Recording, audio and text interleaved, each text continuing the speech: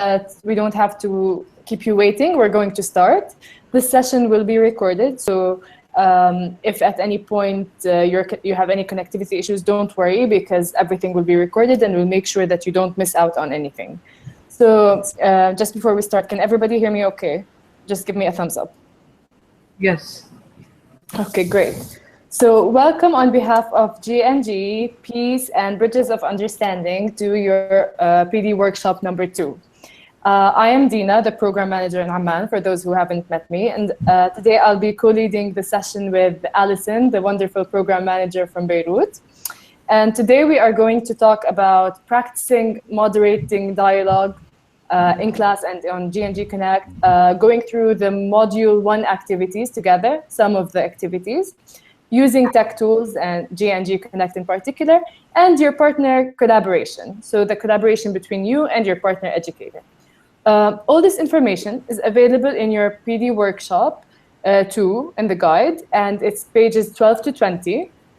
This is a separate guide from your educator guide. It would be good to have it to have like a printed copy on hand. If not, that's not a problem. And let's start with the introductions for those who haven't maybe got a chance to meet before. Can we start with Mumtaz and Uzair? Can you please let us know your name, your school, and where are you connecting from? My name is Mumtaz Rizvi, and I am representing Orbit International School Girls Section. And we are representing Saudi Arabia, the MAM.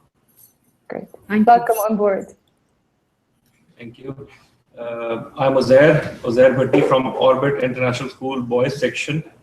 And with me, we have students from grade 9, 10, 11, and 12. They are going to be in our session. So I'll be representing the Orbit School, the MAM. Great, thank you. Welcome, Mumtaz. Uzair. Okay, can we go to Syra?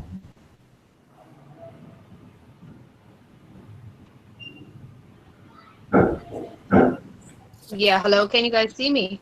Yes. Hi, this is Syra Mohammed, and I am the school social counselor at Al Hussan International School. And this is my 3rd year at with GNG, with Youth Talk and some other programs before. And I'm so happy to join again as a facilitator. I will be having this program with grade 11 IB. Thank you very much. Welcome on board, Syra, and we're glad that you're here with us for 3 years in a row. We're lucky to have such committed educators on board. Can I just check, Navida? Can you hear me? Okay, we have just joined the session. Okay, great. Welcome on board. We're just starting with introductions. Could you please start by introducing your name, your school, and where you are connecting from?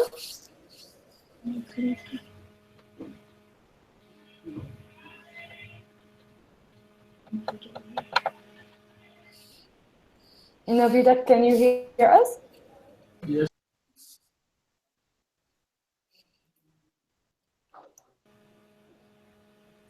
Okay. Can you start with the introduction, please? Can you please tell us your name, the school, and where you're connecting from? Hello, I'm Navida Ijaz. I'm from Happy Palace School, and it's in Rawalpindi, Pakistan. Great, welcome. Thank you, Navida. And can we now move to Samantha?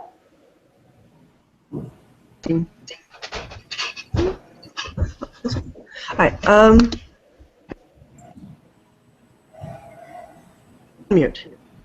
Okay, I've unmuted. Good morning. I'm Samantha. I'm coming from Carl Schurz High School. I'm connecting from Chicago, and we're happy to have I have freshman IB students participating in the program again this year. Thank you. Thank you, Samantha. We're also happy to have you and your students here with us, and thank you for accommodating the very early start. It's 6 a.m. for Samantha, so I think she needs to be cheered for that. Okay, can we move on to Zaid? Yeah, hello, my name is Zaid Abid. I'm a teacher, English teacher at the British International School in Gaza. I teach year 3, 4, and 5 English. So I'm looking forward to participating in this wonderful project and be of great value, hopefully, to add more to our students and, of course, to learn from you. Thank you. Thank you, Zaid. We hope that you can achieve these goals with us this year. And we're so lucky to have such a diverse group today with us. Did everybody go? Did I miss anyone? I think Fariha joined and left.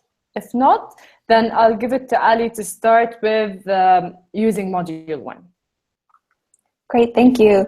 Can everyone give me a thumbs up if you can hear me okay? Wonderful. And I'll just ask everyone to mute so we don't get an echo. We're also going to be using the chat box a lot during this session to make it interactive. So I'll ask everyone to chat in a hello, and just so we can make sure that it's working. So everyone can do that while I start talking, that would be great. So we're going to spend the next 25 minutes or so practicing and talking about strategies to lead dialogue in our classrooms and on GNG Connect. And then we will actually go to GNG Connect and look at some IVC technology a little bit later. You can absolutely follow along in your PD guide, and I encourage you to read the materials if you haven't already, but this is an open book kind of session. So first, just to start off the session, can one person tell me what is moderating dialogue? When I say that teachers and facilitators moderate dialogue, what does that mean? Thank you.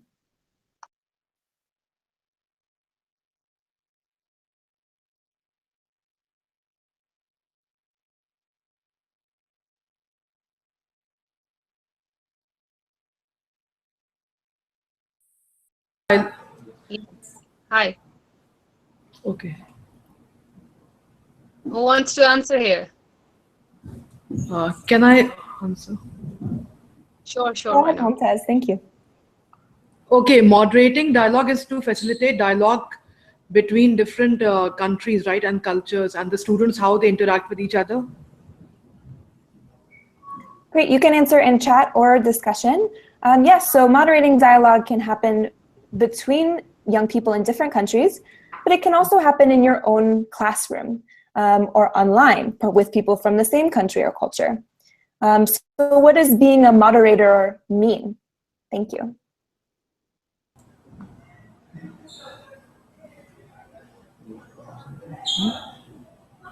You want to add? Saira and Samantha, I think you had some ideas. Thank you. Yeah, sure. Actually, being a moderator means that you have to facilitate a dialogue in a way that while two parties are having a discussion, you give a positive feedback along with summarizing what they are saying, and to understand their point of view and have a smooth discussion till the end and achieve all the goals which have been planned for moderating session. Thank you. Thank you, absolutely. Saira highlighted a few roles of a facilitator or a moderator. That's to help the group achieve the goals for their session, let people know whose turn it is to talk, and also allow them to express their different perspectives and to listen to what is not being said just as much as to what is being said. So we as educators, our job is to help our students share their perspectives and learn about new ones, not necessarily to change their minds or give our perspectives, but to make a space for open discussion. And your job as educators is to do this on GNG Connect and in the classroom, and then the facilitator's job is to do it in the video conferences. So in our PD guide, on pages 14 and 15, we list some tips or some guidelines for what it means to lead a successful dialogue in the class. And I wonder if people can just chat in any of the guidelines they saw that were surprising or new to them. In any guidelines that were surprising or new to you. Thank you. While we do that, Christine, I think you've joined us. Can you unmute and say hello? Hi, how are you? I finally joined you. I had to switch devices and it seems to be working. I'm sorry that I'm late. That's okay. Could you just say where you're joining from and what your school is? Thank you.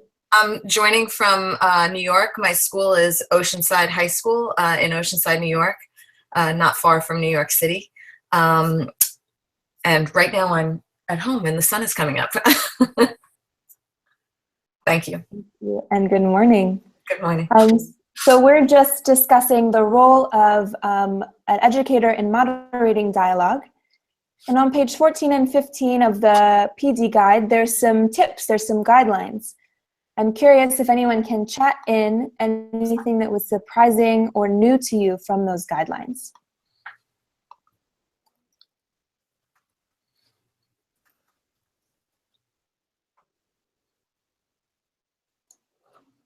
It could also be something interesting, not necessarily new to you, because we know you use most techniques in class.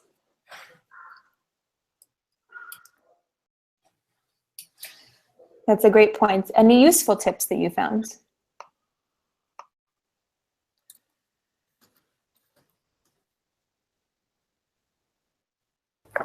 Yeah, hello.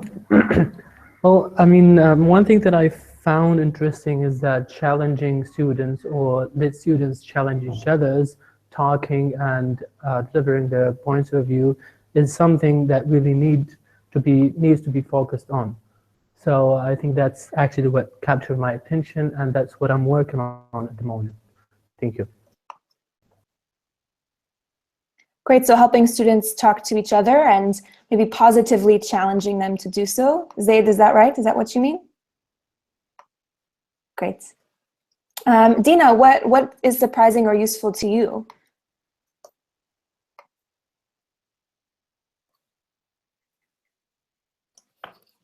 What's useful for me is bringing in new perspectives. So when I hear that students are repeating the same ideas, I'd like to ask them to bring perspectives from their community or something maybe that wasn't brought up during the discussion. Thank you, I agree. I think also one thing that's interesting to me on that list is that a facilitator or moderator should talk less than 25% of the time. So it's a good rule for class discussion as well as on G&G Connect. Since it seems like people maybe need a little bit more time to review the material, which is fine, maybe we can practice some of the tools and techniques that are in there. So we're going to practice 3 techniques and then we'll use them in a curriculum activity. So the first tool that you can use, or the first type of question you can use in your class, is an open-ended question. It's really useful for starting discussion, an open-ended question. Can anyone unmute their mic and give me an example of an open-ended question? Thank you. Yeah, it's me, Uzair. Open-ended questions are like when you want opinion of other as well in an open way, like why you want to do this thing and how you come up with this decision. So these are the open-ended questions, like you ask others to for their opinion as well. Absolutely. An open-ended question often starts with how or why, like Uzair said. It's a question that has many answers. There's not just one right answer. So like Uzair said, it's really useful to ask people for their opinion. So a close-ended question might be, Uzair, do you like pizza? Yes do you or like no? Pizza? Yes or no? That doesn't open up much room for discussion. But if I say, Uzair, what are the kinds of foods that your family eats at home? Or Uzair, can you tell me how people in your celebrate this together? Those questions have a lot more weight to them. Does that make sense? Thumbs up, thumbs down?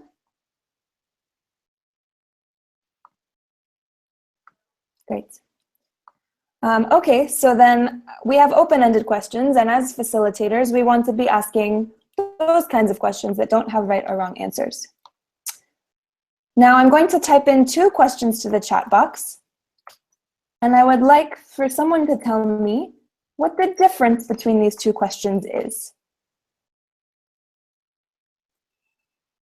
And I'll read them out loud just in case anybody has trouble with the chat box. The first question, which a student might ask to their partners, is, what is school like for you? What is school like for you? The second question is, I start school at 7:30 a.m. and have 5 classes each day. They include English, science, art, gym, and world history. What is your school day like? Difference between these two questions. Thank you.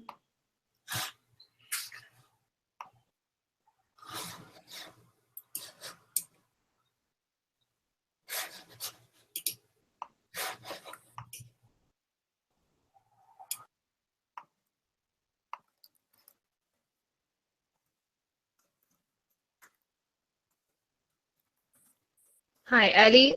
I cannot see your chat. I'm using my phone for the video call, so I cannot possibly see the chat box. I have my laptop on as well, but the chat box is not appearing where you are typing. Thank you. That's okay. I'll read the questions again. The first one is, what is school like for you? And the second is, I start school at 7:30 a.m. and have 5 classes each day. The classes are English, science, art, gym, and world history. What is your school day like? So Saira, what's the difference between those two questions? Thank you. I think first question is more open-ended, and the other one has more specific details.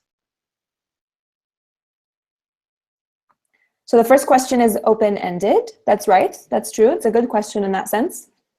And the second has more details about the person who's asking the question. So another way we put that is the question asker is sharing context. How might that help us? How might that help the person who wants to know? Samantha, I think, go ahead, Zaida. Yeah, I think it depends on the person you are asking this question. Like when I talk to students in my school, and I know that some of them are very chatty and very talkative, then I try to put things in context so that they can reach to the point quickly.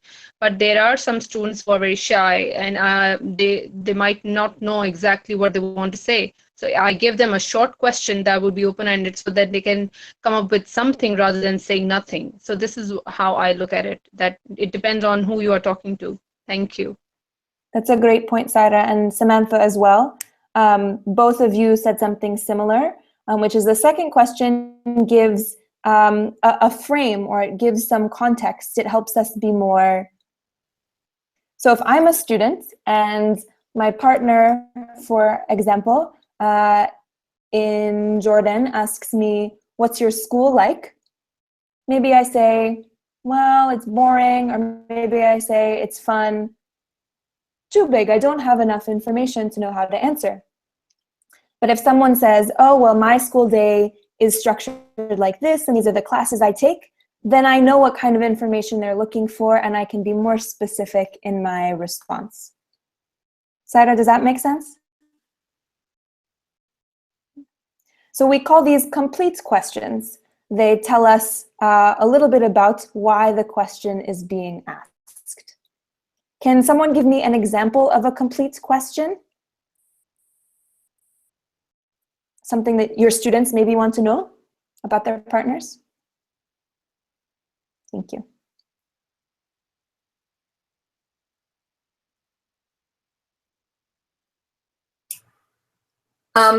My students are always curious about geography, so they might say, you know, hello, we live 45 minutes from New York City, and we're 10 minutes from the ocean. We enjoy spending time at the beach in the summertime, and we have the ability to see shows and concerts in New York City. What is your town like, and how do you spend your spare time? Thank you. Thank you, Chris. A very complete question, lots of great information, and sharing about yourself before you ask about someone else. The complete questions are also very helpful when we're talking about issues that might be sensitive or maybe uncomfortable. Maybe I'm a student and I see negative things in the news about my partners or where they come from. I see that there's a lot of racism in America, or I think that there's terrorism in Jordan or in Palestine, and I don't know how to ask that question. So as a teacher, you can help students make those questions complete by to share why they want to ask it. I saw in the news about a terrorist attack in New York City, what you experience every day, instead of saying, what's it like to live in a place with terrorism? So we can share a little bit more information about why we want to know those things. Any questions about complete questions? No, okay. And we've gone over open-ended questions and we've gone over complete questions. The last tactic or tool that I want to review before we practice is also in your book. And I'd like you to imagine that your class is having a discussion, maybe you're preparing for a video conference, and everyone is kind of saying the same thing. Everyone has the same perspective. Can you use, or what question could you ask to get them to bring in a new perspective or to see a new opinion? Thank you.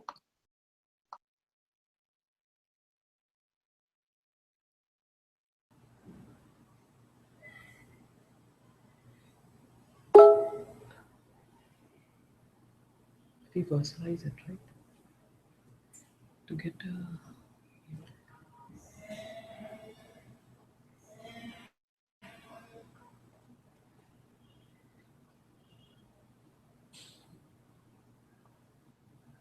No right or wrong answers here. Ideas are welcome. Yeah, hi. Hi, Saira. I think that when people are coming or students are telling you the same thing again and again, for example, when we talk about peace and equality, everyone says that, you know, we should not hate each other, we should always get along well, and there shouldn't be no racism or discrimination and stuff like that. We, as educators, we need to put things into perspective and tell them, okay, what about something that you haven't heard before? How can you explain something that we don't know? Maybe they have a story, maybe they have something, some information which is related to specifically their culture or their community that we don't know about. So even though the topic is too big, yet by bringing things, narrowing things down and asking specifically about a certain point of view other than the general point of view, maybe we can get out more information from them and educate others about what is being unsaid or undone. So I think this way, like I deal with the students who are from different nationalities. So when we are talking about peace and diversity, everyone says, yeah, we should respect each other, we should share together, we should care about each other, we should be empathetic. They are very generalized statements. So what we need to do is to ask them for examples, ask them for their particular unique and different way they can care about others, or they can prove that the way they want to respect others' rights or others' differences. This is how I bring new ideas and perspectives in my discussions. Thank you. Thank you, Saira. Some fantastic ideas there, and several of them that I'll just highlight again.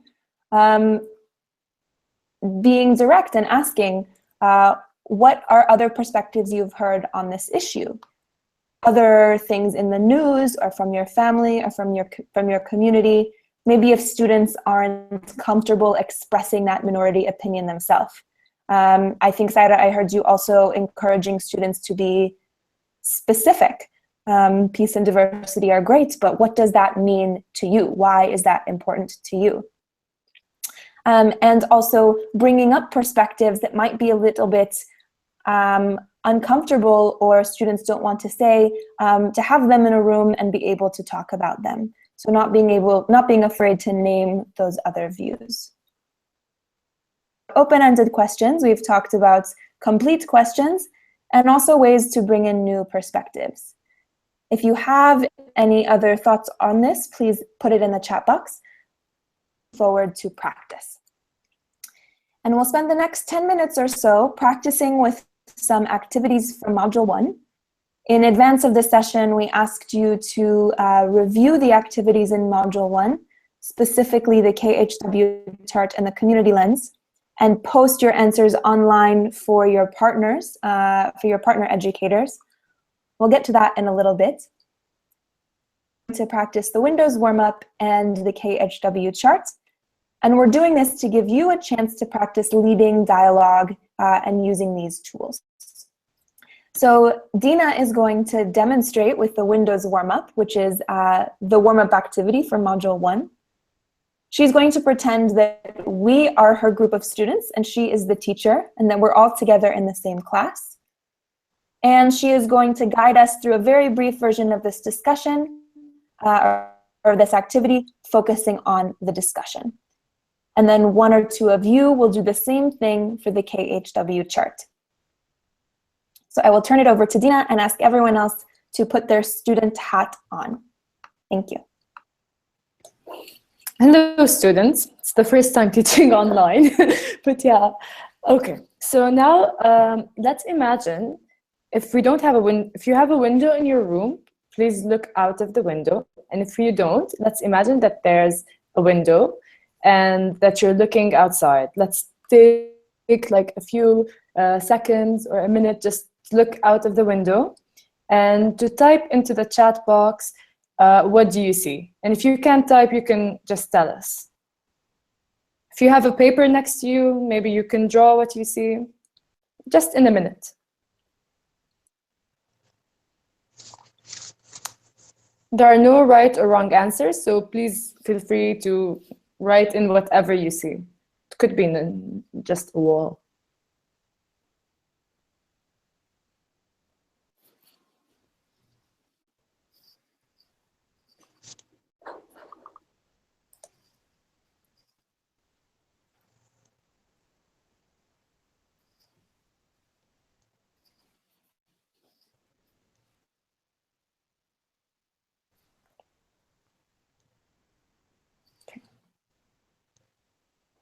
Right?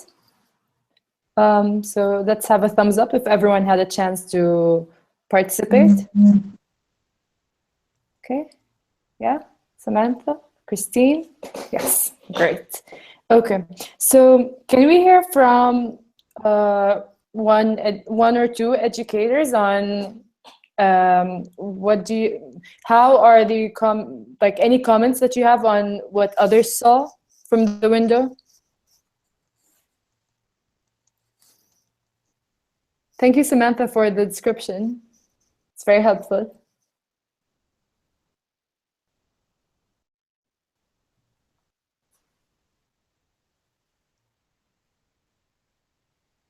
So what do we notice about these observations?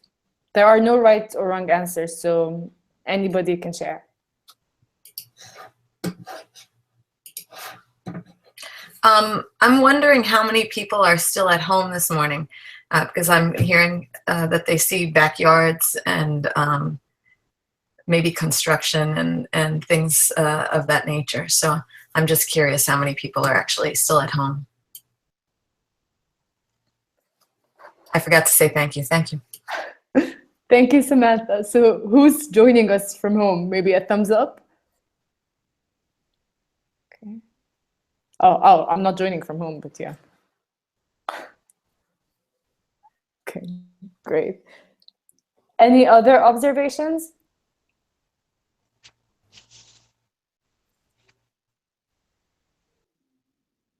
Ali, do you have any observations?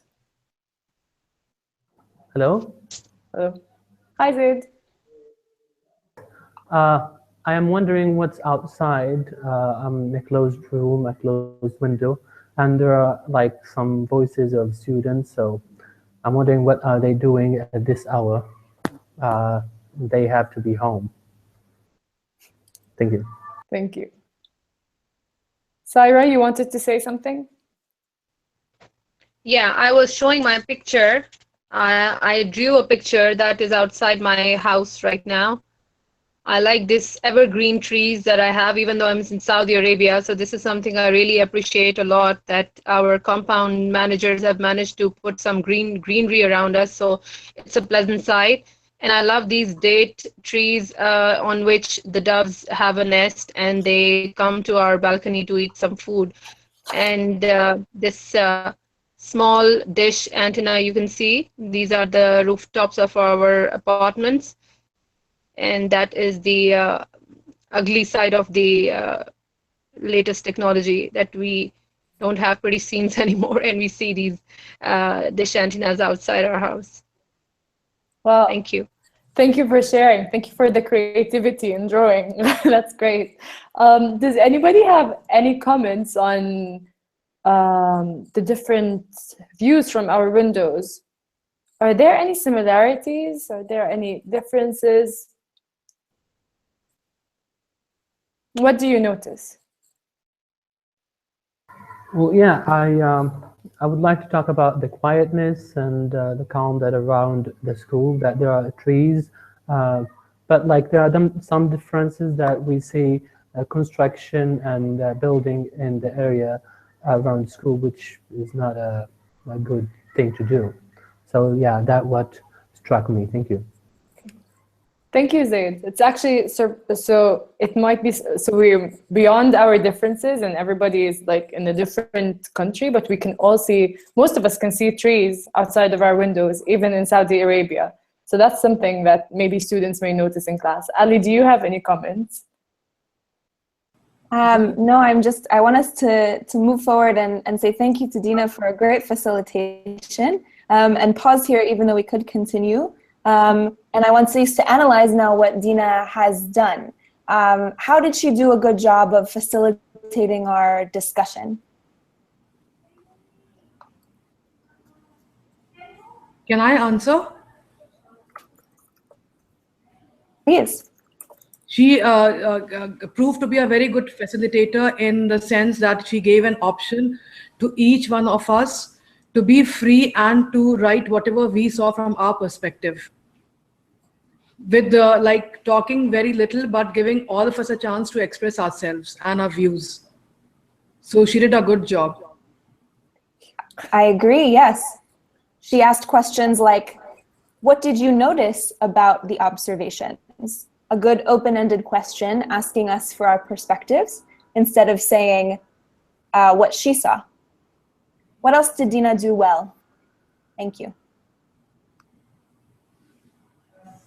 Yeah, can I answer? There, she also asked, like, add to this point, like what we see about like others' perspective, like how we observe others, like how they are looking and how they are, what they are doing actually in their own lives.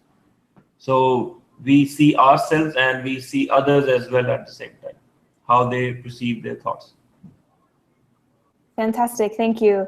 She's helping us be reflective of ourselves and of others. Is there anything that you might do differently or that you might do next when you do this with your students? Thank you.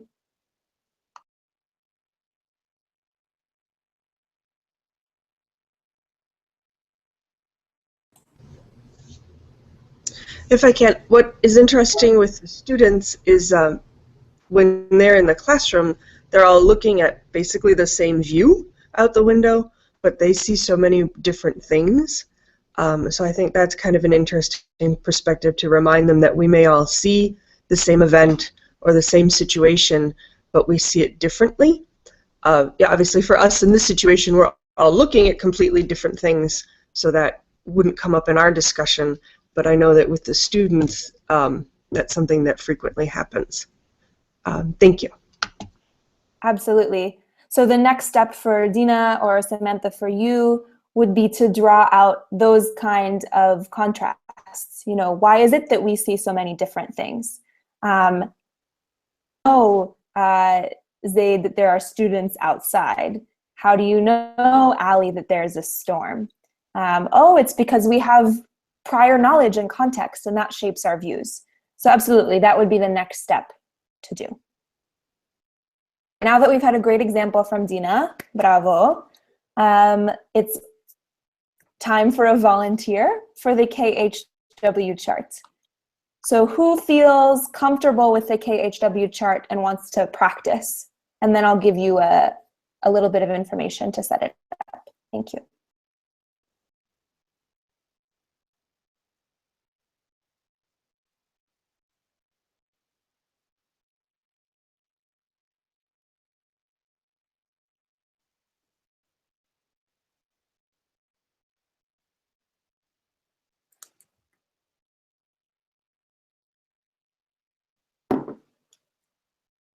Gonna call on someone if no one volunteers.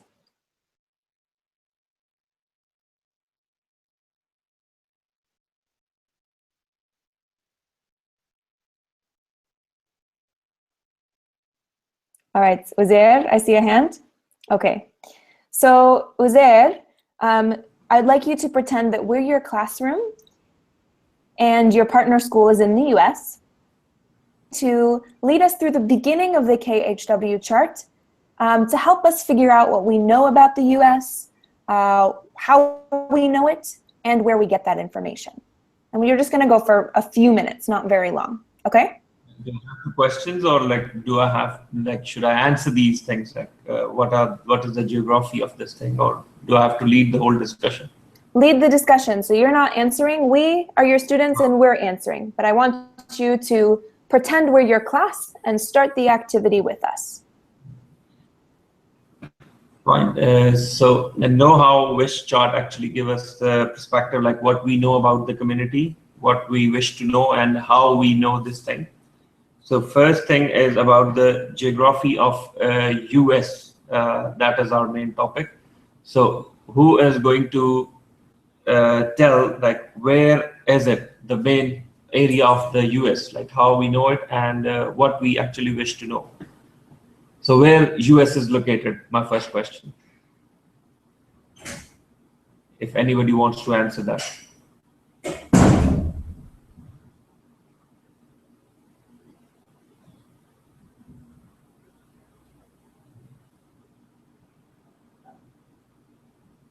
So can I answer this one? Mr. Uzair, I think the US is in North America, and it's between two oceans.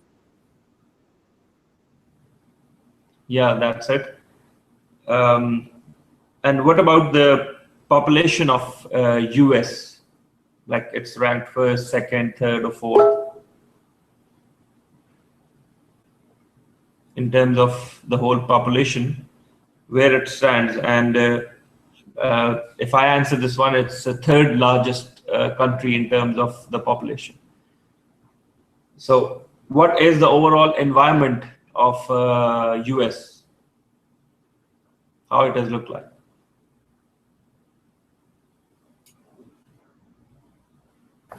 Hello, Mr. I think the US, I don't have great information about the US, but I think it's diverse. You have areas that are cold and areas that are hot at the same times. So, but generally speaking, I think it's like a cold weather. I don't have an idea, so you tell me. Thank you. Okay. Now, how do you know this information, if I can ask you?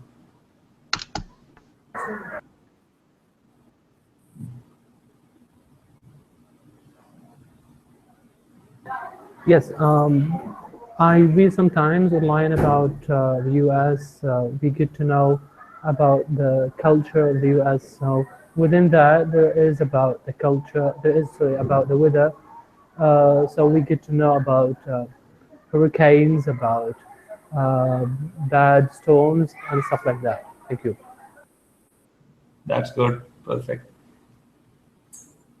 Now, if you talk about the people, culture, and religion of US, so what do you know about that? The open question, not from a specific person.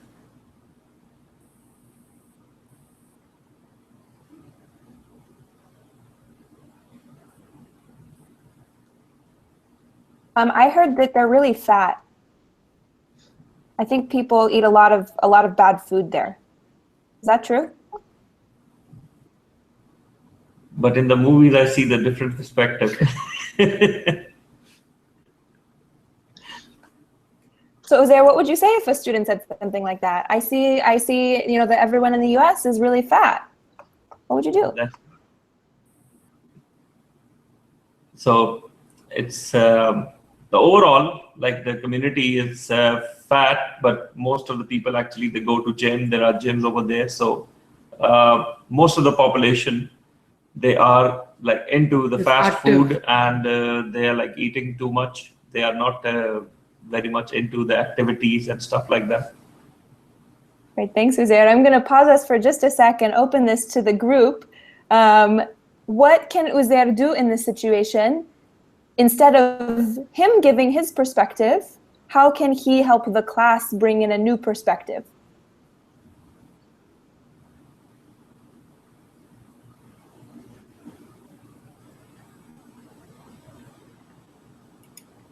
Ali? He can ask the students, do any students have any evidence of a different perspective on people of the US? Have they seen anything, experienced anything, or heard anything? You know, ask them if they, you know, just encourage them to see how do you think a person from the United States might respond to that question? Or I might ask also, is it possible that there's more than one reality within the place itself? Any of those things, just to get the other students to offer their opinions or offer different ideas. Thank you. Fantastic. And I heard that they're starting to do some of those things as well. Mumtaz or Uzair, did you have something to add? If like we are in the middle of group or IVC or during these sessions, we can ask this question directly to our the participating group, the other group we have. So last year, like we have some thoughts regarding US, which are this is our perspective. So we put these questions on GNG and we got their perspective as well. So whether people are fat or not, or what kind of culture over there. So we can ask our participating group to clear the concepts regarding US. Great. And how could we make this question a complete question to post on GNG Connect? Imagine that your students don't have an answer. They wish to know if people in the US are fat or not.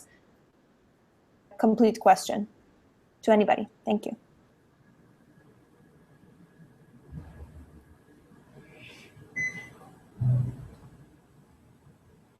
How to make it a complete question?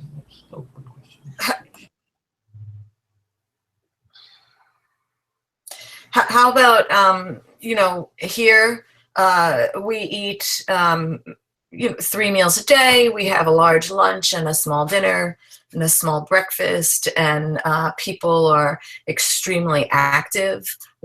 How do people eat, and what types of activities do they participate in your area? Thank you.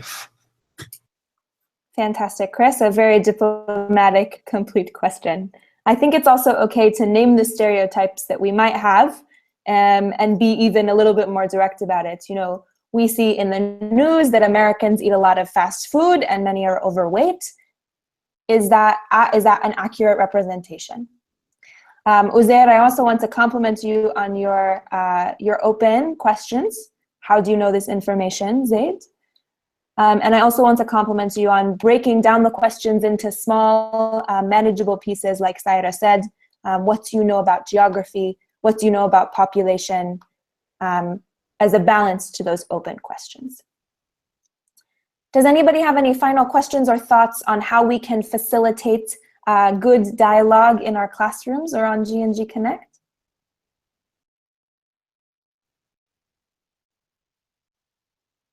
Dina, if there's anything else you'd like to add, you can go ahead as well.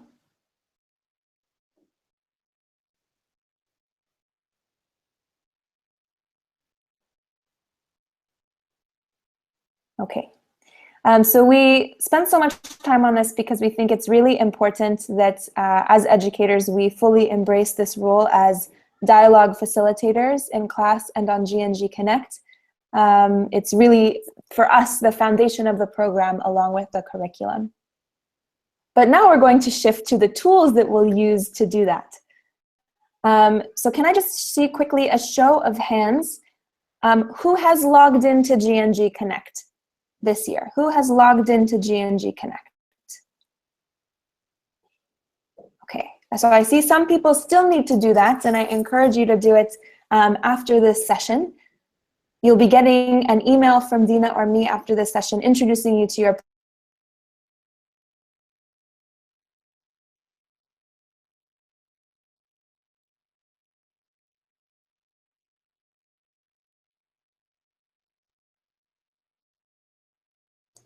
Hello? Can you all hear Ali? Thumbs up. No, I can't hear her. Okay. So you can. Ali, we think you're stuck. Let's see.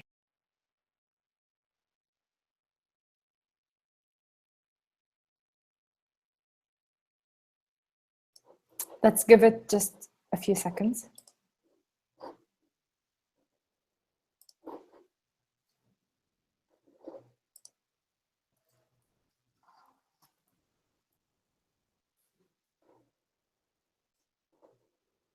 Okay. So everybody still can see a stock image of Ali, right? Just thumbs up. Okay, great.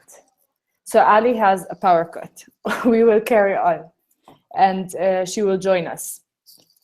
Okay, so we said that not a lot of you have joined GNG Connect yet, or been logged on, but we encourage you to do so.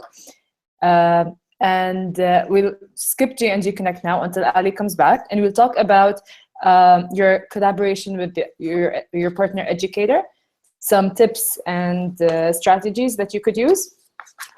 So, and in workshop 3, what we will be doing is you'll schedule an IVC or a call with your partner educator, and if you attended or watched a recording of workshop 2, you would have heard that your collaboration with your partner educator is one of the keys to success in this program. So can we hear from 1 or 2 educators about maybe a successful collaboration that you've had in the past with a partner educator, or maybe what did you do that made the collaboration successful?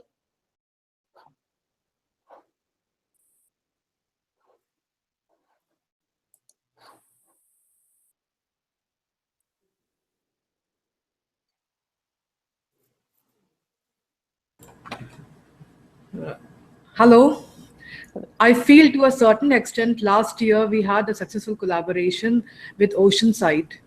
Christine was my partner educator, and we both tried very hard that our girls, they defined a problem and they worked on the solution. So it was basically, the problem statement was how internet is befooling the young girls, and how the girls, they can take measures that they are not befooled by internet, like how fake people, they pretend to be something else and they are something else. So we worked on those guidelines, and it was a success to a certain extent because we made questionnaires, we had a survey done and everything in school, from lower grades till grade 9. So I think to a certain extent, even Christine would agree that we had a successful kind of what do we say, like a project. Great. Thank you. Thank you for sharing, Mumtaz. Christine, I'll bring it back to you. And what do you think made this project or this collaborative work successful? What factors did help in the success of your collaboration with Mumtaz? Hi. Hi, Mumtaz. I think a big part of the success between our 2 schools was that Mumtaz and I were constantly in contact.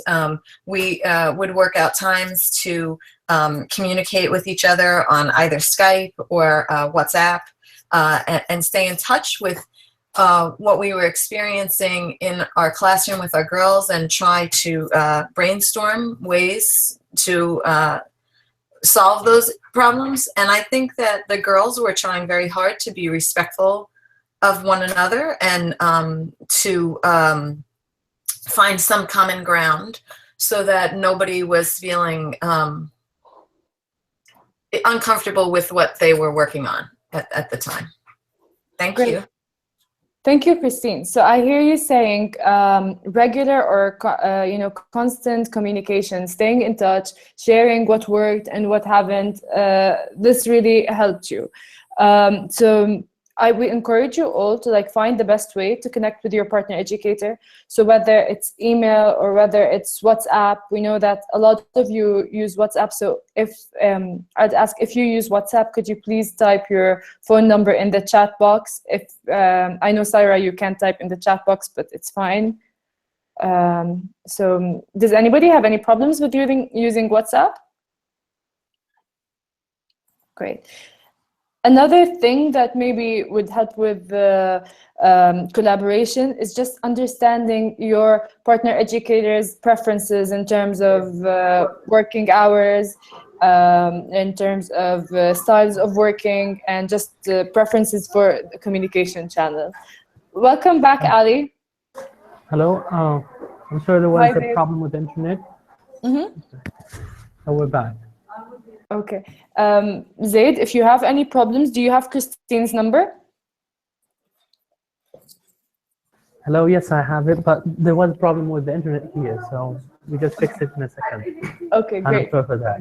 Thank you. So don't worry, because it's all recorded, and I will share a recording with you. And we were just discussing collaboration with between you and your partner educator. So we discussed the different ways to make this collaboration successful. Does anybody have anything else to add on this point?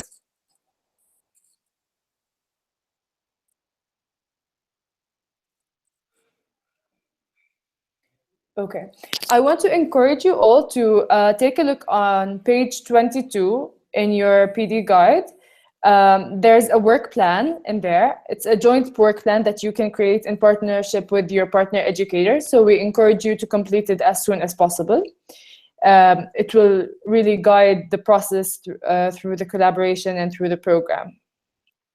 And now we'll talk a little bit more about communication guidelines. So can one of the educators perhaps share what do you think the communication, or remind us of the communication guidelines throughout G&G programs?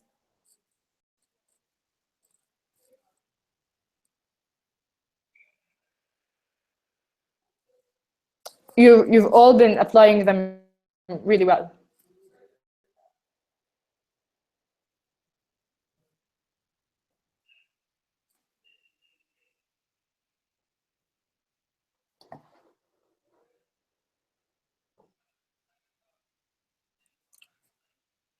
Okay, in the interest of time, I'll reply. So everybody is checking email regularly. We're all replying within 3 days, meeting any deadlines, and replying all instead of reply just to me or Alison in the case that educators are included, or your partner educator in particular. Yes. And thank you for chatting in your WhatsApp numbers. And the last thing we have to talk about here in this section is multicultural sensitivities. So the goal of the program is to help us develop deeper communication.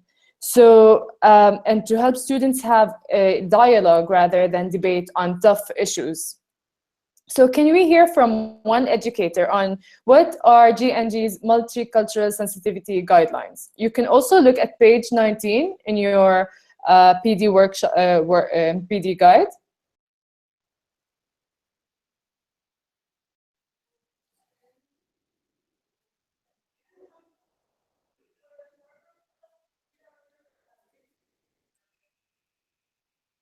So it's page 19 in the PD guide, and it's what are the G&G multicultural sensitivity guidelines? Yeah, hi. Hi. Basically, when we have to think about the sensitivity, cultural sensitivity while dealing with the group, for example, me and Saudi Arabia, we have single-gendered groups.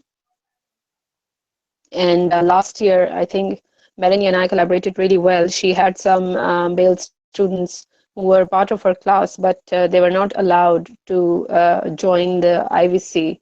But they were participating otherwise in Melanie's class.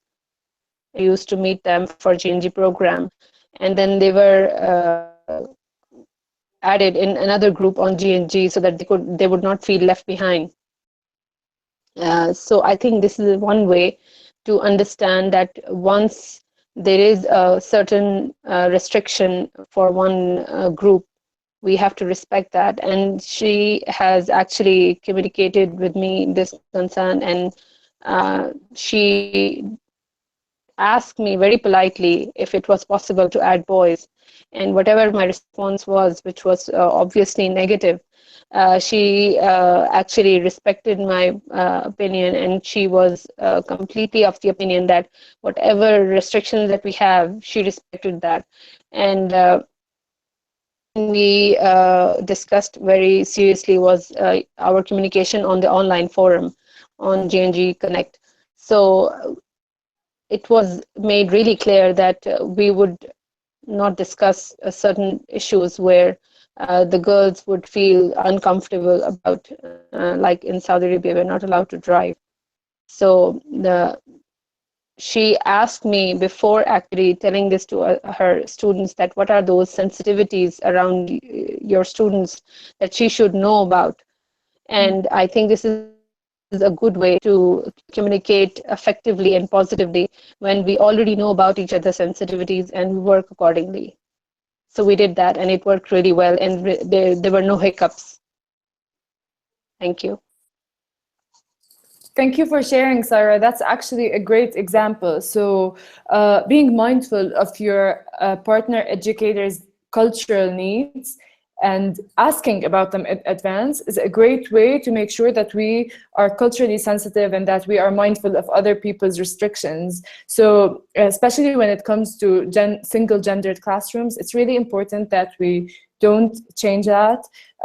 It's also really important to respect privacy, to dress modestly in IVC, so no shorter tank tops, just out to dress modestly, and to be sensitive to our partner's needs. That's really one of the most important things, and it's key to a successful collaboration. Ali, would you like to add anything, or maybe anybody else, would you like to add anything? Any examples from previous years? Can you hear me okay? Yes. Yes, I'm Uzair. Can I add anything? Go ahead, Uzair. Sorry, did I cut you? Sorry? No? Last time we were like discussing few things on Daniel. He was like I was the partner school with him. So most of the time when my students, they were discussing something and they were like laughing at the back end, the last few boys. So it gives a very negative impression on the other side. So I specifically asked these boys not to do this because maybe they will feel something that they are like looking at certain guy, their hairs or their way of talking maybe. So this thing looks very negative when you are on the PD session, these kind of IVCs. So I think we should train our students before we go in these kind of discussions. We should train our students before, and we give them some sort of guidelines, and we train them on these kind of issues. Thank you. That's great, Mumtaz. That's an excellent point. And probably all the tips that you have on how to control the classroom during the IVCs and how to be mindful of the partner classrooms are really important. Ali, did you want to add anything? Yes, thank you, Uzair. I think what I encourage all of you to do is do a little bit of reflection before you meet with your partner educator about the kinds of things that your partners should know about you. For example, how your classroom culture is. Is it very formal? Do people stand when they speak? Or are students more relaxed? They sit down, they don't raise their hands, you sit in a circle. You know, maybe things like laughing. Maybe some students laugh at things, but it doesn't mean disrespect. For some people, it might mean disrespect. So these are the kinds of things that we want you to talk about with your partners. not necessarily subjects that we can and can't talk about. It might be smaller little things like that. And that's something we can continue in workshop 3, which is your personal meeting with your partners. Thank you. Does anybody have anything else to add on collaboration or communication guidelines or multicultural sensitivity? Any questions?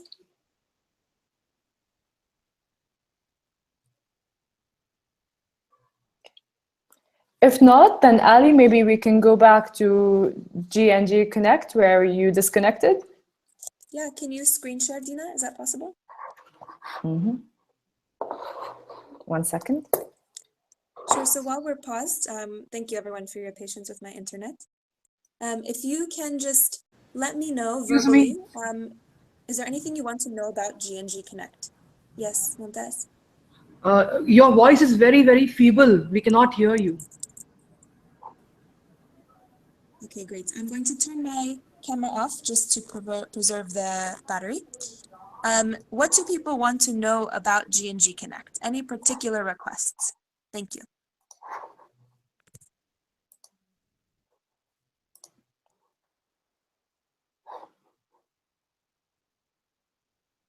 Can everybody see my screen?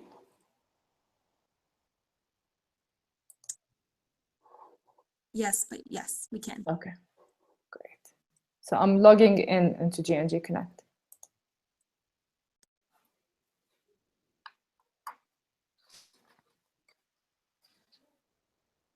Are there any particular requests or questions you have for G&G Connect?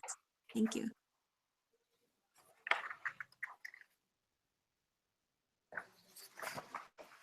Okay, so then someone tell me, where do I go to change my profile? The first time my students log in, I want them to update their profiles. Where should Dina go to do that? Thank you.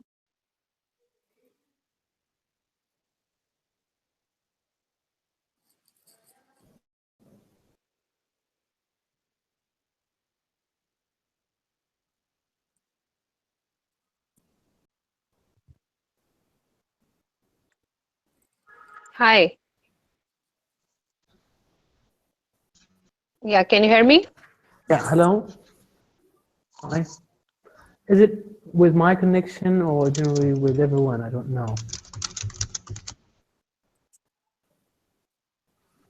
If we want to guide our students to change their profile picture, if you can see on the dashboard, they will find on the right corner, there is a small area where our names will appear.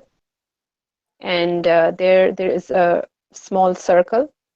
If you click on that circle, you can go into the profile, and there you can see your picture. But you can just upload one, and they can get the profile picture. It's very, very easy.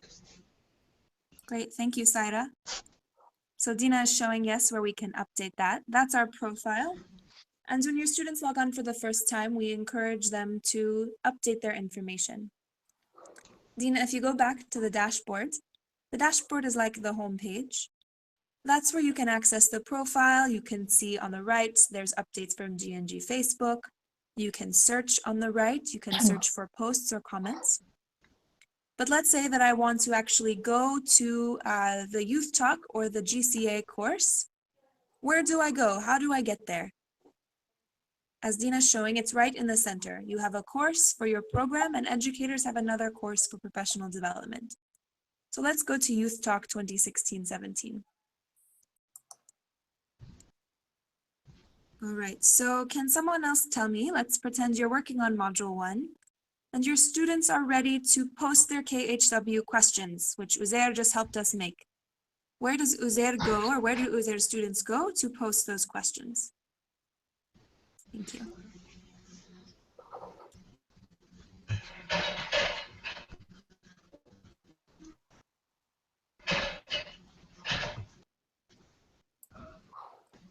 Ali, does he go to the KWH wish list and chart? Poor Yipperdo. Absolutely. We try to make it as straightforward as possible. For each module, you'll see there's one section of the on the course. So module 1 is there.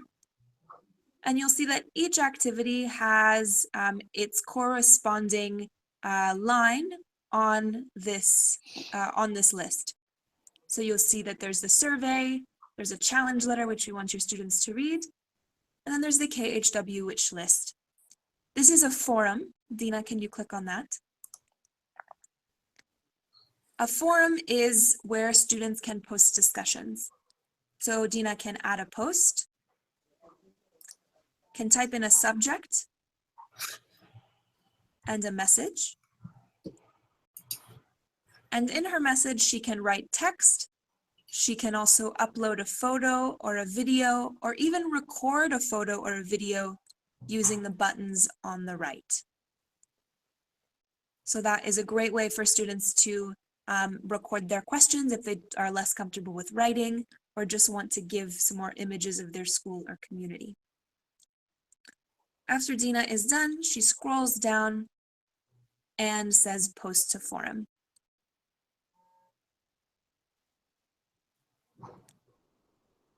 Because you are educators, you will have the ability to edit or delete posts if they are not appropriate, or if simply a student made a mistake and wants to post something again.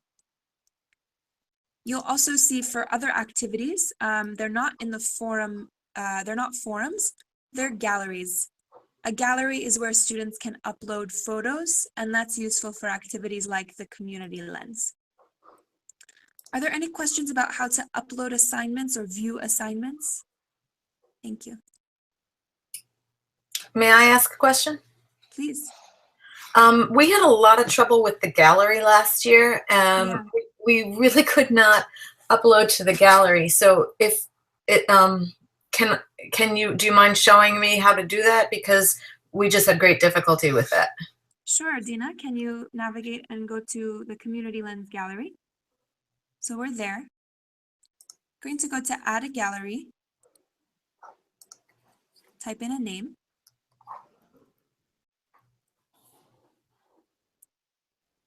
Click on Save Changes. And then go to Add an Item.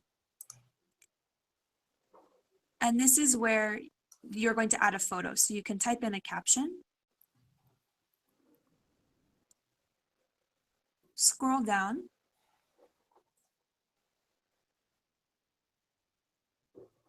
And choose a file, or even just click and drag to upload. I don't have any pictures saved on my computer, so I can't do it, but you can. Sure, so that is where you would choose a file to upload. Chris, if you have trouble with that as well, you can also upload a PowerPoint presentation as a comment to the gallery. That's another way. Does that answer your question? Yes, I think it does. Thank you. Great. I also want another thing to add practice with when you upload your Community Lens photos for your partners. Thanks. Is there another question? Ali, it's Dina. I just wanted to say that this year we increased the upload limit, or the file size limit on G&G Connect. So maybe the file size was too large last year for whoever had problems. That's a great point. So that is another change on G&G Connect. The upload size is bigger. The other things that I want to share about G&G Connect that are changes from last year. One is that it's very easy to use G&G Connect on your mobile phone. You don't have to use a separate app. You can just log in on any browser. The platform is designed to be responsive, which means it works in a mobile phone browser. And the second thing is that because G&G Connect is growing, we have downtime or off time every Sunday. For the US, the site is offline from 1 to 9 p.m. on Sundays. If you're East Coast, it's a little earlier for you, Samantha. If you are on Jordan time or Saudi time, it is from 8 a.m. Sorry, no, it's from 8 p.m. to 4 a.m. So hopefully not too many students are online then. Any other questions about G&G Connect?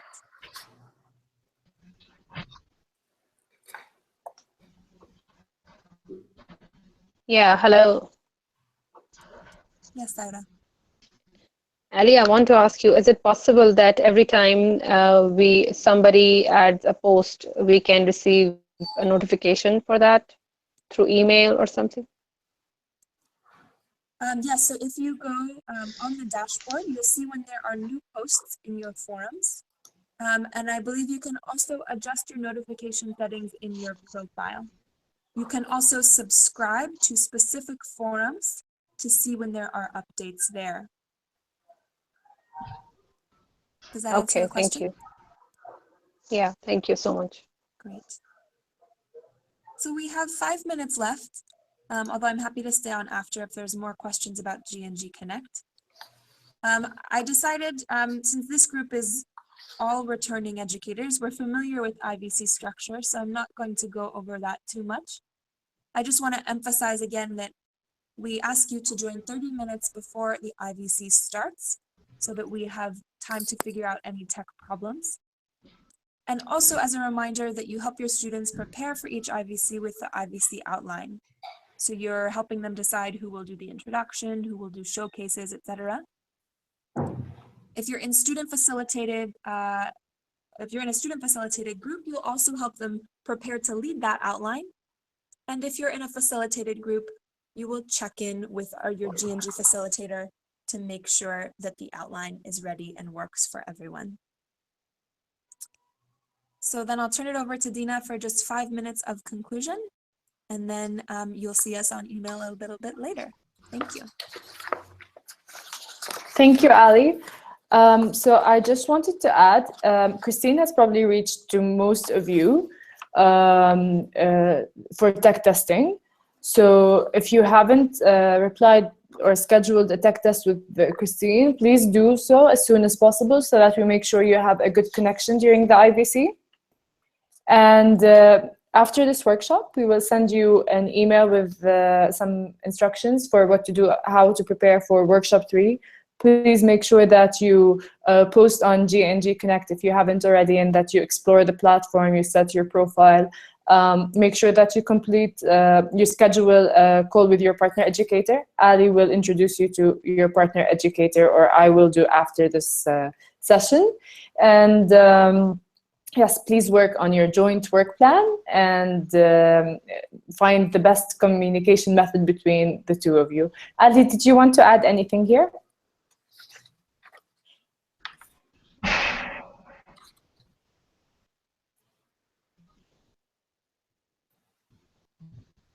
Does anybody have any questions?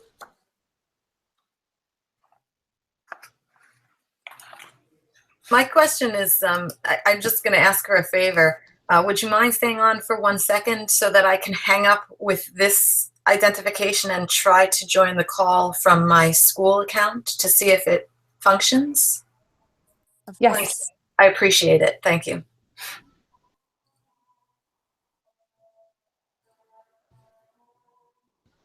Great. Any other questions from the group? I don't have any questions, but I just would like to say that I'm sorry for the internet problems. It's the first time to happen. I don't know why, but anyway, I have to run because I have a class right now, and I'll check my email to see if there's any upcoming workshop or an assignment to do. Thank you for such a great time, and nice to meet you, all of you. Thank you. Thank you, Zaid. It was great having you on the PD workshop, and good luck with your class. We'll follow up through email. Bye-bye. Okay, bye. Thank you, everyone. Bye. Thank you.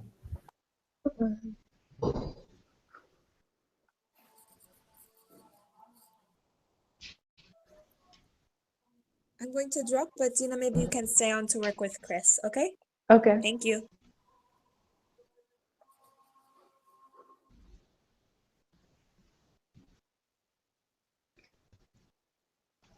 I'm here if anybody needs any questions or assistance. I don't have any other questions or comments, so. Okay. Tina, did I come back? I'm going to leave and go to school. All right. Bye, Samantha. Bye, Samantha. Bye-bye. Okay, it's me, Uzair. Okay. We are leaving as well. Okay, thank you for joining us. Bye-bye. Bye-bye. Bye, Christine. Nice to see you, Mumtaz. Same here. Okay, bye-bye, everyone. I would be leaving now. Thank you, Sarah. And hope to Thanks see you for your guys great soon. participation. Welcome. See you again. Bye-bye. Christine, does it work now? Is it okay? It does work now. I worked with them yesterday to get it to work, and it works now. But I'm starting to realize that I forgot from last year. They told me that I could do it on my iPad, so I tested it to make sure. And that's why I could not get on, because the iPad is not capable of talking to